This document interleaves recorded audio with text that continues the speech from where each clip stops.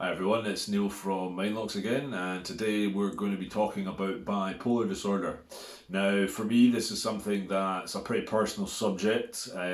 While being diagnosed with my own mental illnesses in the past, bipolar had cropped up and had been discussed. It's not something I've been diagnosed with, but I've been through the cycles of bipolar and recognise it as an issue within my mental illness and my life. So it's something I've researched a lot about. It occurs in quite a few famous people in the public eye. Stephen Fry, Mariah Carey, and Catherine Zeta-Jones are all public as bipolar, and therefore it's something that's gaining a bit of recognition, and more people are coming forward and getting treatment for it, which is fantastic. What exactly is it? Well, it's a depressive and manic episode cyclical illness. So what that means is people go through depressive episodes and manic episodes through a timeline, as well as periods of normality, and these periods happen between every 3 to 6 months in most instances. Now, we'll talk about what the different episodes are. It can be caused by environmental factors, so that can be things like family life or a past traumatic experience, genetics, so passed on through the bloodline, or neurological disorders such as head trauma or concussion. Now, with that, a lot of rugby players, American footballers, and footballers have come out and spoken about this nowadays, and obviously the link between head injury in sport and complications with mental illness in future life and mental health in future life has been linked to these and is being researched. There needs to be a lot more work done there, but it is something that's gaining momentum. It affects 1% of the global population, so quite a considerable amount of people. And that being said, there's also quite a lot of people who are either missed or undiagnosed with bipolar, or it's non-represented in particular countries where they don't have the facilities to diagnose or they don't recognise it as an illness. It affects the majority of people around about the age of 25 and upwards. Some people suffer from it throughout their entire life. Other people suffer from it at an early age or an elderly age, or when they're going through a particularly traumatic episode.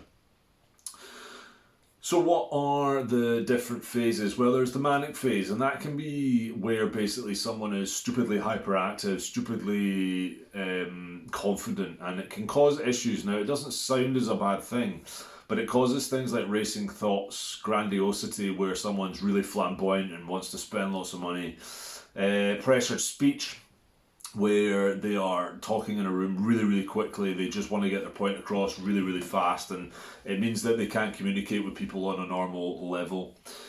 Because of these types of symptoms, the need for sleep is heightened. So with me personally, when I was going through this, it caused me to have no control over my sleep. I was constantly knackered, and it meant that I was missing really key things like work, for me, my sport, my training, and also just general social engagements I was missing because I was constantly tired all the time because my brain was thinking at 1,000,000 miles an hour. Can also lead to things like over confidence in terms of goal setting or goal activity, where somebody outthinks their options and therefore they go after unrealistic goals and get really worked up about it and everything else. Spending, that we've already mentioned, can become out of control because of this. And the other thing that it can affect is hypersexuality as well, where it can cause problems within relationships between specifically young couples and obviously older married couples and things like that. Hypersexuality can just be an absolute nightmare for the other person involved.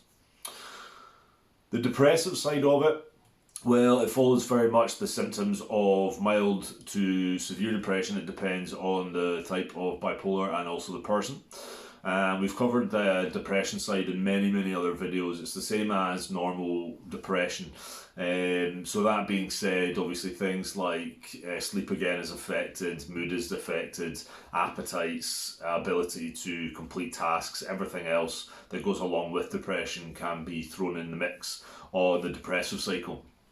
As I've said, what happens is between the manic cycle and the depressive cycle, as you see in the graph to my left, there is a number of problems with the cycle. So people go into the manic phase where they're slightly manic already, but it becomes heightened and therefore they lose control. They then will go through a period where they're almost normal, but the drop for someone like that to depressive is far more than a normal person, and therefore the depression is potentially a lot more severe because they've dropped from such a manic phase to such a depressive phase. Now, as I've said, in most instances, that's between 3 and 6 months. And you can see in this graph that there is 3 types. So there's bipolar 1, bipolar 2, and the other one, which is concussive. So with the 3 types, there's obviously slightly different cycles and slightly different severities, and it's important that that is known. There is also other ones. So there's 2 ones I want to mention. One is rapid bipolarism, and what that is where the time cycle for it is much quicker. So that can be between 2 to 3 weeks to a month to just below that 3 months. And what that creates problems with is obviously if someone's manic one minute and depressive the next, it's really hard for them to try and gain middle ground to have a normalistic life. Mixed affective disorders as well. So that's very similar to mood disorders, where again it's quite rapid, but what happens is it's flicked on and flicked off like a switch. So the manic and depressive episodes can come at any time in somebody's life. So while they have a bit of normality, the severity of either side of it can come at any moment, and that's really, really bad for obviously having a normal life. That being said, with the normal people as well without bipolar, there's still some of this curvature in there, and I think it's really important to understand that because it can make you realise what's happening in your own life, where this 3 to 6 month cycle, it's that sometimes you'll go through periods of depression and periods of feeling better about yourself. It's not necessarily bipolar, but it is something that you want to recognise in your life and make adjustments to obviously try and get to that centre line and have a really enjoyable life. Now, diagnosis for bipolar through my own experience is really, really difficult. So I was diagnosed with bipolar, then undiagnosed, then re-diagnosed, and then diagnosed with something slightly different, but with bipolar attached to it. So that is something that I feel in my own experience, getting diagnosis is really, really difficult. It is a journey, it's going to take some time, but it's really important if you think that you are bipolar, you know someone that is, that's the route they go down, because obviously then the treatment will be adjusted and tailored to that. On the note of treatment, there's varieties of things. So for me, it's mostly about the management of it and its symptoms. And I know quite a few people are the same. That is very much down to my day-to-day, so I make sure I've got my routine, make sure I'm taking care of myself and taking care of when I know I'm slightly depressed, I know I'm slightly manic, recognising those signs and living with that. There's psychosocial treatment. So that's very much when people are treated to react to social situations in a slightly different way, and therefore it doesn't trigger them to be manic or be depressed when they're in those states.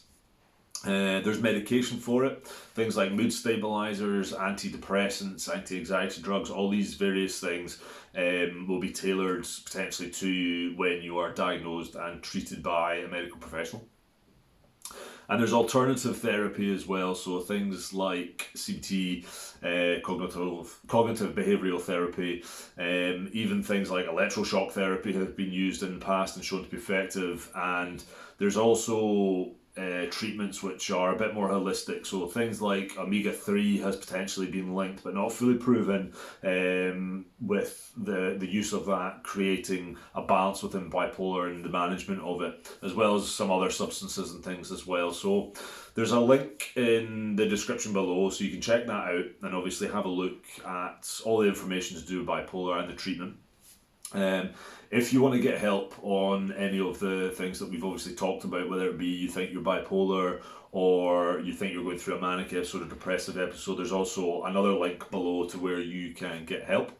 And the final message that I just want to send out is a lot of people have spoken to me about bipolar without really understanding it, or about somebody else with bipolar, and they think it's just like this, really basic mental health problem that doesn't really affect people much, and things like that. The message I want to convey to you is that of just pure fact. 10 to 20% of people who have bipolar are more likely to commit suicide than those without. They're also at higher risk of cardiovascular disease due to the associated stress on their body. And cardiovascular disease is the biggest killer of all humans across the globe. So bipolar is something that is really, really, really pertinent to deal with, get treatment, and really help the community with. In young people as well, you're 18 to 25% more likely to A, have bipolar, and B, cause it to leading to something like suicide or other mental health problems. So it's really important that it's recognised and dealt with. That being said, I'm bipolar. I know quite a few other people who are fully diagnosed and have very severe bipolar in their life. They live with it every day. They have really good lives because they've got the help and they realise what it is now and how to deal with it. All that's left for me to say is thanks very much for watching. Obviously check out Mind Links on both Facebook and subscribe to the YouTube channel, and give us a thumbs up and a like, and I look forward to speaking to you again. Thanks very much.